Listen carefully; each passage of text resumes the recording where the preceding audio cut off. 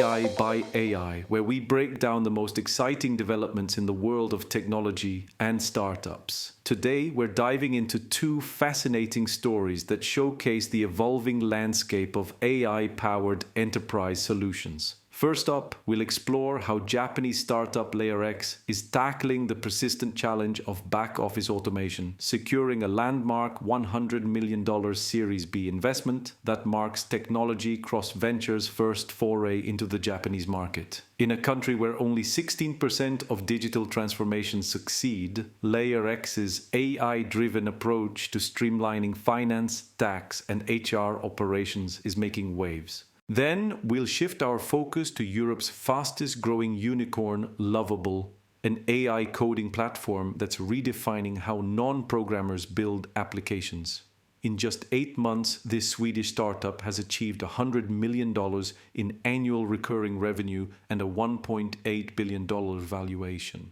But perhaps more intriguingly, its CEO Anton Osika seems unfazed by competition from tech giants like Anthropic and OpenAI. These stories paint a compelling picture of how AI is reshaping both traditional enterprise operations and software development. Let's dive deeper into each one. We're starting with Microsoft's strategic move to develop its own AI models, a development that could reshape the tech giant's relationship with OpenAI. Despite their billion-dollar partnership with OpenAI, Microsoft is clearly playing the long game here, and it's a fascinating one to watch. They've just unveiled 2 new in-house AI models. First up is MAI Voice 1, a speech generation model that's already being put to work in Copilot Daily and podcasts. Think of it as Microsoft's bet on voice becoming the primary way we'll interact with AI in the future. You can actually test this out yourself right now in Copilot Labs, where you can customize voices and delivery styles to your heart's content. But the real heavyweight here is MAI1 Preview, their new foundational language model. This isn't some small experiment. We're talking about a model trained on 15,000 NVIDIA H100 GPUs. To put that in perspective, that's an enormous amount of computing power, showing just how serious Microsoft is about this endeavor.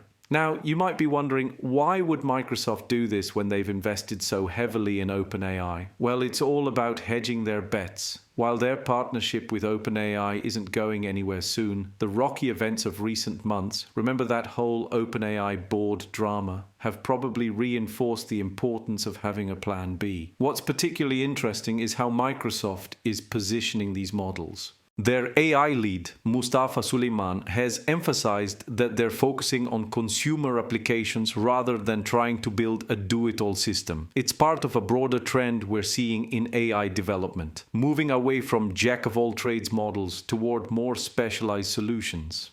In the coming weeks, you'll start seeing MAI1 Preview being rolled out in certain text features within Copilot.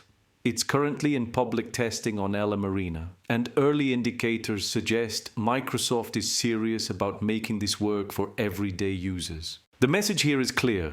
Microsoft isn't content to be just a major investor in AI. They want to be a major player in their own right, and given their vast resources and technical expertise, they might just pull it off.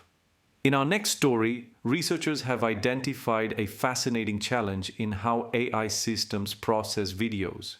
You see, while humans naturally scan through videos by dragging the progress bar to find relevant parts, current video large language models, or video LLMs, process videos in a much more rigid way. They look at every frame with equal attention, regardless of what they're actually looking for. This approach has 2 major problems. First, it's incredibly inefficient. Imagine having to watch every second of a cooking video just to find out when they add the salt. Second, and perhaps more importantly, it makes it harder for these systems to understand complex temporal relationships in videos like what happened right after the eggs were cracked. To address this, the researchers have developed what they call temporal visual screening, or TVS. Think of TVS as teaching AI to skim videos the way humans do. When given a question about a video, TVS first identifies which parts of the video are actually relevant to answering that question, and then focuses only on those segments. What's particularly clever about their approach is that it doesn't just trim the video. It also rewrites the question to match the trimmed content. For example, if you ask, "What did the chef do after adding salt?" TVS might trim the video to just show the relevant sequence and simplify the question to, "What action follows this cooking step?" This makes it easier for the AI to process both the visual and language components of the task. The results are quite impressive. When they integrated TVS into existing video understanding systems, they saw performance improvements of up to 34.6% on various video question answering tasks. This suggests that helping AI systems focus on relevant information rather than processing everything equally can significantly improve their ability to understand and reason about video content. This research opens up exciting possibilities for more efficient and accurate video understanding systems, which could have applications ranging from better video search engines to more sophisticated AI assistants that can understand and discuss video content more naturally. Next up is LayerX with its groundbreaking approach to back-office automation in Japan. What makes this story particularly fascinating is the context. Imagine operating in a market where 84% of digital transformations fail. Those aren't great odds, yet LayerX has managed to turn this challenge into a $100 million opportunity. The company's success isn't just about the money. It's about solving a very real problem. In Japan, where aging demographics and labor shortages are pressing issues, many companies are still stuck in the paper age, manually processing invoices and expense reports. If you've ever dealt with expense reports, you know how mind-numbingly tedious they can be. Now multiply that tedium across thousands of Japanese enterprises. What sets LayerX apart is their AI-driven platform, Bakuraku. Think of it as the Swiss Army knife of back-office automation, handling everything from expense management to invoice processing and corporate card operations. And they're not just playing small ball here. They've already captured 15,000 corporate clients, including heavyweight names like Ippudo and the Imperial Hotel. The numbers tell an impressive story of growth. In just 2 months, from February to April 2025, they added 5,000 new customers. Their workforce has nearly doubled from 220 to 430 employees in less than 2 years. But perhaps most impressive is their trajectory toward hitting 68 million in revenue.